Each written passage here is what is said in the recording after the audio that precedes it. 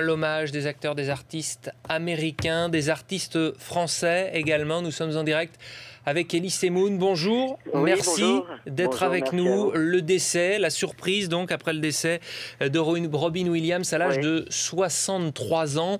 Un homme qui savait faire rire. Vous retenez quoi de cet acteur? Je retiens ce que retient Mel Gibson et les autres. C'est-à-dire que c'était un acteur qui pouvait passer aussi bien du drame au rire.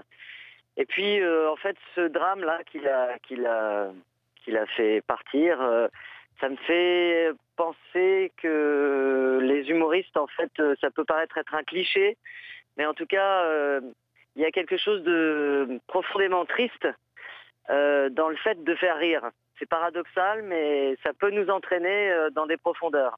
Et ça, je peux le comprendre.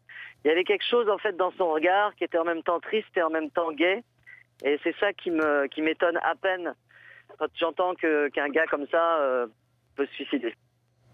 Alors voilà. Steven Spielberg lui a rendu hommage, il parle d'un éclair de génie comique, Barack Obama parle d'un être unique en son genre, ce sont des termes que vous pourriez vous-même employer pour le qualifier? Oui, bien sûr, oui, moi j'étais très très fan, et puis je suis très sensible, quand j'ai vu Mrs. Doubtfire, ça m'a parlé. Moi, j'aime aussi me déguiser. Ça me parle, évidemment. Mais ce qui me parle surtout, c'est le fait qu'un gars comme ça, qui est censé nous faire rire, saute lui-même la vie.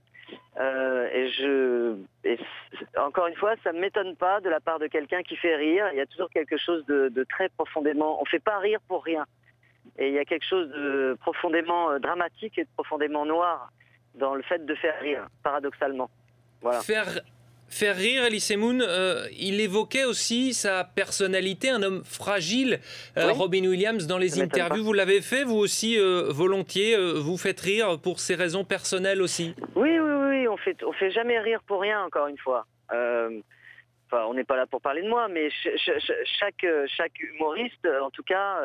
Chaque personne qui décide de faire rire, c'est pour masquer quelque chose, c'est pour cacher quelque chose, c'est pour cacher des failles, c'est pour cacher des douleurs familiales, etc.